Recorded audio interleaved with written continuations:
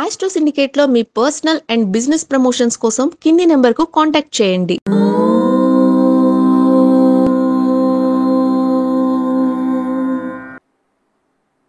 ఓం శ్రీ గురుభ్యో నమః.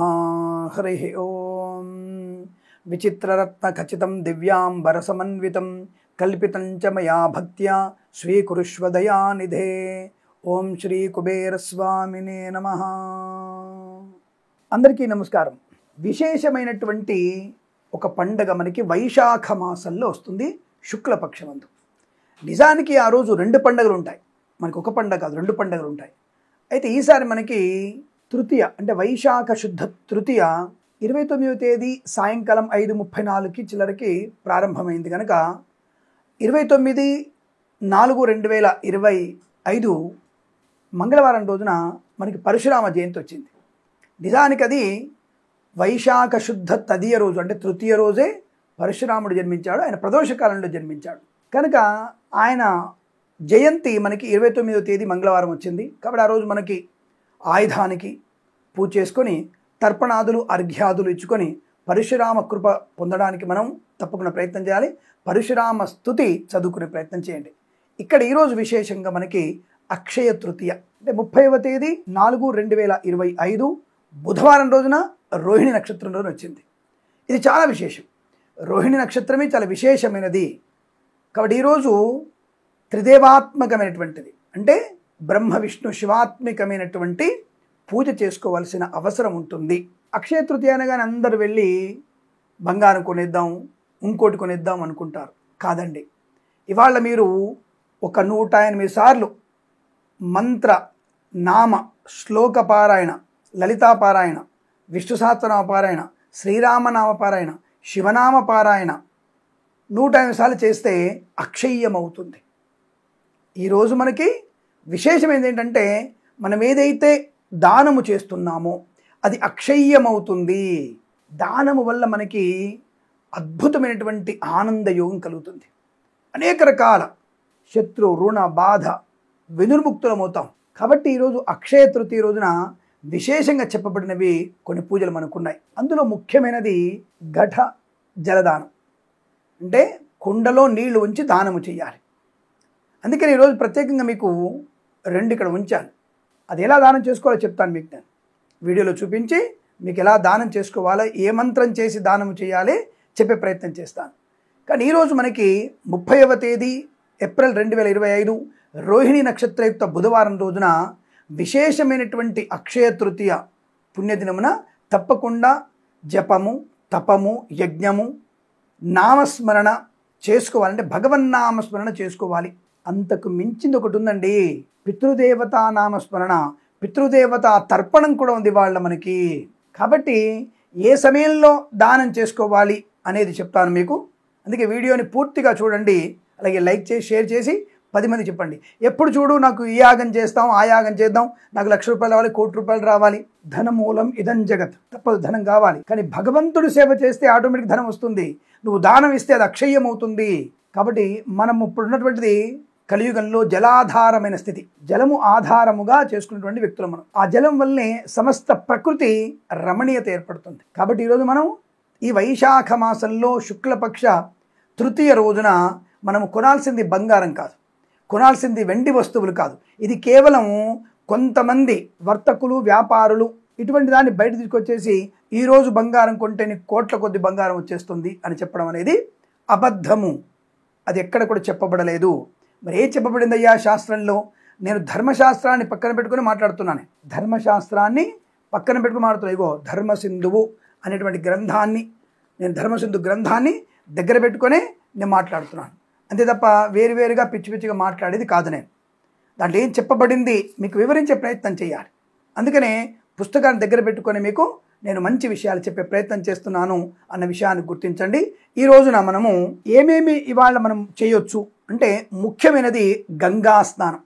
అంటే ప్రతి ఒక్కళ్ళం కూడా గంగా స్నానానికి వెళ్ళలేం కదా, సాధ్యం కాదు కదా. కాబట్టి మనం మొన్న 65 కోట్ల హిందువులు స్నానమాచరించినటువంటి స్థలం ఉందిగా, గంగా స్నానం. కాశీ, అవంతిక మరియు మనకి ప్రయాగరాజ్ త్రివేణి సంగమం దగ్గర నీళ్ళు తెచ్చుకున్నాక మనం చాలామంది తెచ్చుకున్నారు. అందరికీ అందాయి. దాదాపుగా 100 కోట్ల 110 కోట్ల మంది హిందువులకు అందాయి అవి. ఆ జలం ఇంట్లో ఉందిగా, ఆ జలాన్ని మనం కాస్త స్నానం చేసి నీళ్ళలో కాసిన కలుపుకొని గంగే చ యమునే కృష్ణే గోదావరి సరస్వతి నర్మదే సింధు కావేరి జలేస్మిన్ సన్నిధిం కురు అన్న మంత్రం చెప్పుకొని ఆ నీళ్లు స్నానం చేస్తే గంగా స్నాన ఫలితమే. ఇదొక విశేషం. ఇక రెండవది, ఈ రోజున జపం, నీకు ఇష్టమైనటువంటి భగవంతుడి నామస్మరణ, కృష్ణుడా లేకపోతే రాముడా, శివుడా, ఈశ్వరుడా, అమ్మవారా, నామస్మరణ, ఏదైనా హోమం. ఈరోజు విశేషంగా చెప్పబడింది కుబేర హోమం. కుబేరుని పూజించాలి, వాళ్ళ తప్పకుండా ధనప్రద కుబేరుని పూజించాలి.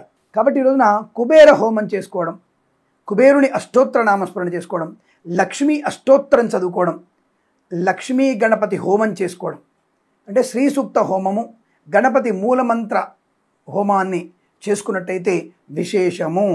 ఇక దధ్యోదనము అంటే పెరుగన్నము మరియు ఉదకుంభము దానము, చెప్పులు పాదుకా దానము, ఛత్రము గొడుగు దానము, విసనకర్ర చామరాది దానము, ఎవలు నెయ్యి కలిపినటువంటి వాటిని లక్ష్మీ గణపతి హోమంలో వేసినట్టయితే, ధాన్యం వేయాలిగా, చెరువు వేయాలి, అందులో చెరువు అంటే ధాన్యం, అందులో వేసేది, ఎవలు నెయ్యి కలిపిన ధాన్యాన్ని లక్ష్మీ గణపతి హోమం చేస్తే, ఈరోజు మంచి గుర్తుపెట్టుకోండి, ఈ అక్షయ తృతీయ రోజున ఎవలు అని దొరుకుతాయి. ఎవలు కాస్త మనకి గోధుమల్లాగా ఉంటాయి. ఆ ఎవలని నెయ్యిని కలిపి లక్ష్మీ గణపతి హోమాన్ని చేసిన వారికి తప్పకుండా ఇంట్లో అక్షయ్యమైనటువంటి లక్ష్మీప్రదం ఉంటుంది. కాబట్టి మీరందరూ ఎవలు నెయ్యి కలిగిన వాటితో మీరోజు లక్ష్మీ గణపతి హోమం చేయండి, విశేషమైన ఫలితం ఉంటుంది. ఇక ముఖ్యమైనది పితృతర్పణం. ఎవరైతే మన పెద్దవాళ్ళు కాలం చేసి ఉన్నారో వాళ్ళ పేరు మీద పితృతర్పణము చెయ్యాలి. అలాగే త్రిలోచన యాత్ర, త్రిలింగ దేశం ఉంది కదా, ఏదైనా శివాలయానికి వెళ్ళి దర్శనం చేసుకునేటువంటి భాగ్యాన్ని కలిగించుకోవాలి. ఇందులో చెప్పారు, అందుకే శ్లోకం చెప్పారు, ఏతాని యత్కించిత్ క్రియతే తత్సర్వం అక్షయ్యం భవతి అని చెప్పబడింది. కాబట్టి ఇది అక్షయ తృతీయ విశేషం. అంతేగాని బంగారం కొను, వెండి కొను, డైమండ్లు కొను అని ఎక్కడా చెప్పబడలేదండి. ఆ విషయాన్ని గుర్తించండి. మరి ఈ అక్షయ తృతీయ రోజున మనకి విశేషంగా సమయం ఉంది. ఏ సమయంలో మనం దానము చేస్తే మంచిది, ఏ సమయంలో హోమం చేస్తే మంచిదంటే ప్రాతకాలంలో సూర్యోదయానికి ఒక అరగంట ముందు కనుక మీరు ఈ యొక్క లక్ష్మీ గణపతి హోమము, జపము, తపము ప్రారంభం చేస్తే విశేషమైనటువంటి పుణ్యప్రదము, విశేషమైనటువంటి అక్షయ్య ఫలితం పొందుకునేటువంటి అవకాశం ఖచ్చితంగా ఉంటుంది. ఇందులో సందేహం లేదు. ఏమేమి దానం చేయని చెప్పారు మనకి? ఉదకుంభం అంటే కుండలో నీళ్లు కానీ, ఇలా నీళ్లు కానీ ఒక రాగి చెంబులో కానీ ఇత్తడి చెంబులో నీళ్లు ఉంచి కానీ ఇవ్వాలి. రెండెందుకు పెట్టారు స్వామి ఇక్కడ అంటే చూపిస్తాను. రెండు ఎలా చేయాలి దానం అనేది మీకు చూపించే ప్రయత్నం చేస్తాను. అలాగే విసనకర్ర మరియు చెప్పులు, గొడుగు దానం ఇవ్వమని చెప్పింది. దధ్యోదనం అంటే పెరుగన్నం ఇవాళ ఇవ్వమని చెప్పింది. చూడండి, కాలానికి తగినటువంటి దాన ధర్మాదులు ఉంటాయి సనాతన ధర్మంలో. ఈ వేసవి కాలంలో పెరుగన్నం ఇస్తే కడుపు చల్లగా ఉంటుంది. చల్లటి కుండలో నీళ్ళు ఇస్తే మంచి సేద తీరే అవకాశం, ప్రాణం లేచి వచ్చినట్టు ఉంటుంది. చెప్పులు దానం చేస్తే ఉష్ణము నుంచి కాపాడుకునేత్వం. గొడుగు దానం ఇస్తే వేసవిలో అనుకూలవంతుల శుభయోగం. అంటే ఇవన్నీ కూడా మనకి కాలానికి అనుగుణంగా దాన ధర్మాదులు చేయడం వల్ల చేసేటువంటి పుణ్య ప్రాప్తి గురించి చెప్పారు. ఈ రోజున తర్పణం ఇవ్వడం వల్ల మన పితృదేవతలకి కంఠశుద్ధి, అంటే వాళ్ళకి నీళ్లు గొంతు తడారకుండా స్వర్గలోక ప్రయాణం కొరకు మనం ఇచ్చేటువంటి తర్పణాదులు వాళ్ళకి ఉపయోగపడి స్వర్గలోకానికి వెళ్ళే అవకాశం. అలా తిరతర్పణం మనం ఇవ్వడం వల్ల ఈ యొక్క యమభటులు వెంటనే వారిని, బాబు యమభటుల ద్వారా నీకు నిషేధము, నువ్వు స్వర్గలోకానికి వెళ్ళాలి, నీ పిల్లలు తిలతర్పణం ఇచ్చారు నీకని చెప్తారట. కాబట్టి అటువంటి మన పితృదేవతలకు కూడా మోక్షాన్ని ఇప్పించడానికి మనం ఈ రోజున తిలతర్పణం, పితృదేవతల తృప్తి కొరకు తిలతర్పణం కూడా ఇవ్వాలి. ఇంకా వీలైతే ఆబ్దికం కూడా పెట్టుకోవాలి, భోజనం కూడా పెట్టాలి బ్రాహ్మణులకి. అది విశేషంగా చెప్పబడింది. ఓకేనా? ఈ విషయాన్ని గుర్తుంచుకునే ప్రయత్నం చేయండి. అలాగే పితృణాం అక్షయ్య తృప్త్యర్థం, పితృదేవతలు అనంతరం తృప్తి పొందడానికి ఉదకుంభదానం కరిష్యే అని సంకల్పం చేసుకోవాలి. ఉదకుంభదానం కరిష్యే అని సంకల్పము చేసి మనం కొన్ని మంత్రాల ద్వారా మనము ఈ ఉదకుంభాలు దానం చేయాలి. ఉదకుంభం అంటే ఉదక కుంభము అంటే నీటితో ఉన్నటువంటి కుండ, నీటితో ఉన్నటువంటి చెంబు, అది రాగి, ఇత్తడి, కుండల మట్టి పాత్ర అయినా సరే మూడింట్లో ఏదన్నా ఒకటి ఇచ్చే ప్రయత్నం తప్పకుండా చేయాలి. మరి సమయం అనుకున్నాం కదా, మరి ఏ సమయంలో? ఈరోజు మనకి దుర్ముహూర్తము, వర్జం ఉన్నాయి కదా. అందులో ఇంకొకటి మనకి విశేషంగా ఈరోజు బుధవారము రోహిణి నక్షత్రంతో పితృదేవతలు అత్యంత తృప్తి పడతారట. త్రిమూర్తులు అత్యంత తృప్తి పడతారట. పరశురాముడు కూడా అత్యంత తృప్తి పడతాడట. ఆయనకి ప్రశాంతత కలిగింది కూడా ఈరోజే. కాబట్టి అటువంటి తృప్తి కొరకు మనం ఇచ్చేటువంటి ప్రతి ఫలం ఆశించకుండా ఏదైతే ప్రతిదీ వస్తువు దానం ఇస్తున్నామో అక్షయ్యమవుతుంది. వాళ్ళు మనకి ఒక్కసారి మనం దానము చేస్తే కోటింతలు మనకిస్తారు. అందుకే ఈరోజు కనీసం ఒక 11 రూపాయలు దానంగా ఇవ్వండి. భోజన పదార్థాలు దానంగా ఇవ్వండి. చెప్పులు, వస్త్రము దానంగా ఇవ్వండి. ఇందులో ఏదన్నా ఒక్కటి దానం ఇవ్వమని చెప్పారు. ఏదన్నా ఒక్కటి దానంగా ఇవ్వండి. అక్షయ్యమైనటువంటి ప్రతిఫలాన్ని పొందుకోవచ్చు అని చెప్పబడింది. అంతే తప్ప నువ్వు యజ్ఞము చేయి, యాగం చేయి, యజ్ఞం కూడా చేయమని చెప్పారు. కానీ నా కేవలం ధనప్రాప్తి కొరకు మాత్రమే నేను యొక్క యజ్ఞం చేసేసి సహస్రలక్ష్మి యజ్ఞము లాంటివి చేసేసి నేను అమ్మవారిని ఆవాహనం చేసుకుంటా, అమ్మవారిని ఆవాహనం చేసుకున్న ఇంట్లో మొత్తం కూడా అల్మారాల్లో బంగారం నింపేసుకుంటా అని కాదండి. అక్షయ్యం అంటే దానం ఇచ్చినటువంటి పుణ్య అక్షయ్యాన్ని పొందుకోవాలి. ఏదైతే మనం ఇచ్చామో దానివల్ల వచ్చే పుణ్యాన్ని అక్షయ్యంగా పొందుకోవాలి. మనం ఇవ్వడం వరకు మన ధర్మం. భగవంతుడు అది అక్షయంగా ఇస్తాడు. ఆయన మనం పుణ్యం పొందుకోవడం కోసం దానం అక్కర్లేదు. మన యొక్క పితృదేవతల, మన యొక్క భగవంతుడి యొక్క తృప్తి కొరకు, వారి యొక్క అనుగ్రహం కొరకు మనము దానం ఇవ్వాలన్నటువంటి సంకల్పం పెట్టుకోవాలి. ఈ విషయాన్ని మీరు పదే పదే గుర్తుపెట్టుకునే ప్రయత్నం చేయండి. అలాగే ఇవాళ మనకి గౌరీదేవికి డోలోత్సవం చేయాలి. గౌరీదేవికి డోలోత్సవం అంటే ఉయ్యల్లో అమ్మవారిని కాసేపు ఉయ్యల్లో ఉంచి సాయంత్రం పూట అమ్మవారిని ఉయ్యల్లో డోలి ఉత్సవం అంటారు అమ్మవారికి, గౌరీదేవికి. అది కూడా ఈరోజు చేయాలి. అలాగే ఇంకొకటి, ఈ రోజున సంపద గౌరీ వ్రతం ఉంది. ఇక్కడ విశేషంగా చెప్పబడింది. సంపద గౌరీ వ్రతం అంటే ఆడవాళ్ళందరూ కూడా కూర్చొని అమ్మవారికి ఇష్టమైనటువంటి లలితా సహస్రనామ పాలన చేస్తూ కుంకుమార్చన చేసుకోవాలి. అలాగే మనందరం కూడా ఆడవాళ్ళు చదువుతుంటారు మణిద్వీప వర్ణన. ఇది కూడా 9 సార్లు కనుక చదివినట్టయితే తప్పకుండా మీకు అక్షయ్య తృప్తి, అక్షయ్యమైనటువంటి ప్రతిఫలాన్ని పొందుకుంటారు. ఇది కూడా చెప్పబడింది. అలాగే ఇంకా వీలైతే సముద్ర స్నానం, ఈ యొక్క వైశాఖ శుద్ధ తృతీయ రోజున సముద్ర స్నానం కూడా విశేషపడింది. సముద్రము స్నానము చేసి అక్కడే గనక నువ్వు చెప్పులు అంటే పాదుకలు, ఛత్రము అనగా గొడుగు, చామరము, ఈ విసనకర్ర గనక 3 వస్తువులు ఇవ్వగలిగితే ఇక నీ పితృదేవతలకి తక్షణం మోక్షం లభిస్తుంది. ఇది నిజం. సంకల్పంగా మనం గట్టిగా చేస్తే తప్పకుండా వారికి మోక్ష ప్రాప్తి కలుగుతుంది. ఇటువంటి విశేషమైనటువంటి తిథి వైశాఖ శుద్ధ తదియ అనగా అక్షయ తృతీయ అని చెప్తారు. ఈ రోజు చేసేటువంటి దానం అంతా కూడా అక్షయ్యమై మనకి అనుకూలతని, యజ్ఞం వల్ల అక్షయ్యమైనటువంటి ధన కనక వస్తువాహన సంతృప్తి, పితృదేవతల యొక్క అనుగ్రహాన్ని పొందుకోగలిగే అవకాశం ఉంటుంది. కాబట్టి ఇందులో ఏదేది మీకు సాధ్యమో అవి చేసి ఆయా దేవతల యొక్క అనుగ్రహాన్ని, పితృదేవతల అనుగ్రహాన్ని పొందుకునే ప్రయత్నం చేయవచ్చు అన్న విషయాన్ని గుర్తుంచుకోండి. అలాగే ఈ రోజున మరి ఏ సమయంలో దానము చేయాలి, ఏ సమయంలో హోమం చేయాలి? ప్రాతకాలంలో యజ్ఞము అంటే హోమం చేయడం మంచి ప్రయోజనాలు కలిగిస్తుంది. ప్రాతకాలంలో లేవలేకపోయాము, మరి ఏ సమయంలో చేయాలి అని అడిగితే మనకి వాళ్ళ రోహిణి నక్షత్రం, బుధవారం, శోభన యోగం కూడా ఉంది. శోభన యోగం ఇంకా విశేషమైంది.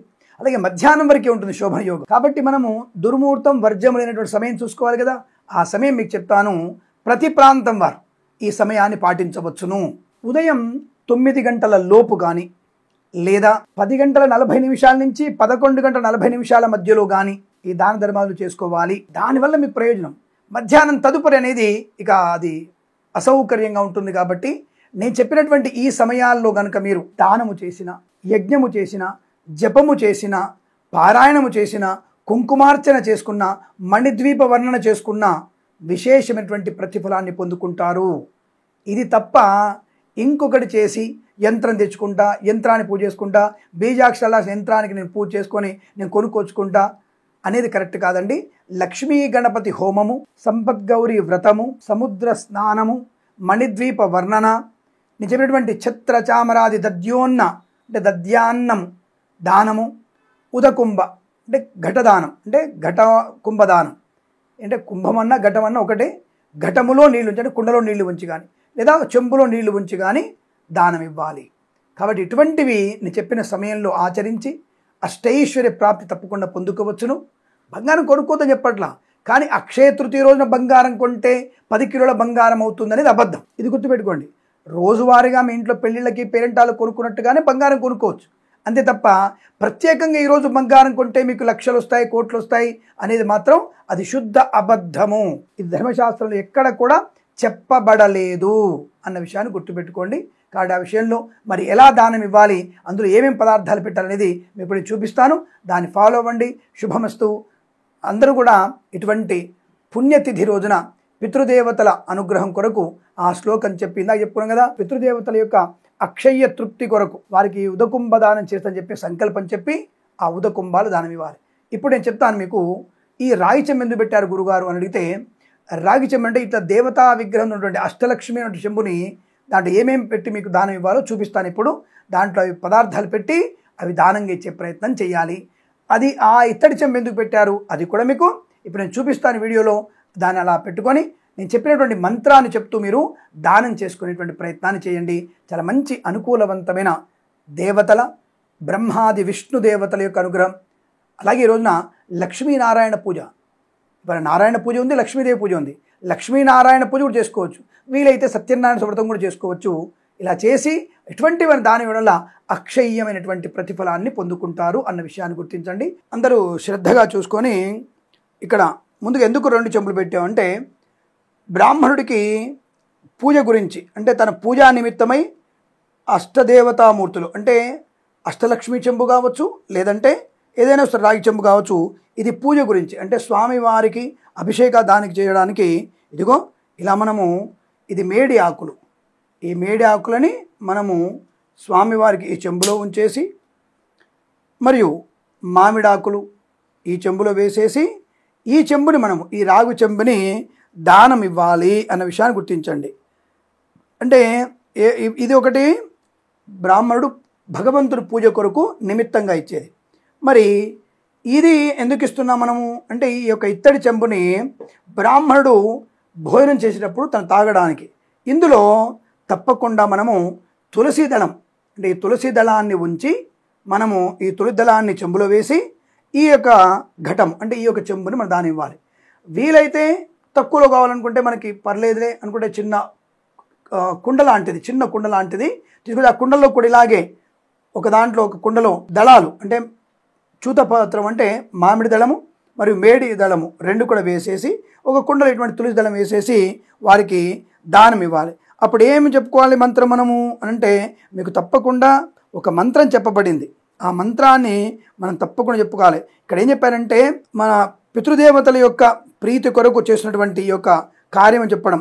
మనం ముందుగా ఈ శ్లోకం చెప్పుకోవాలి. ఏష ధర్మ ఘటో దత్తో బ్రహ్మ విష్ణు శివాత్మక అస్య ప్రధాన సకలా మమ సంతు మనోరథ అని ఈ యొక్క మన మనస్సులో ఈ యొక్క మంత్రాన్ని చెప్పుకుంటూ పితృప్రీతికై, పితృదేవతల ప్రీతి కొరకు పితృణాం అక్షయ్య తృప్త్యర్థం ఉదకుంభదానం కరిష్యే అని చేతులు నీళ్లు పోసుకొని వదిలివేసి, ఇందాక ఒక సమయం చెప్పాను కదా మీకు, ఆ సమయంలో ఉదయం 9 లోపు కానీ లేదంటే 10:40 నుంచి 11:40 మధ్యలో కానీ ఈ యొక్క బ్రాహ్మణుడికి పంచోపచారం పూజ చేసి, బ్రాహ్మణుని బ్రహ్మగా విష్ణుగా శివుడిగా ఆయన ఆరాధన చేసి, అక్కడ ఆయనకి శ్లోకం చెప్తూ మనం చెప్పాలి. ఏమిటది?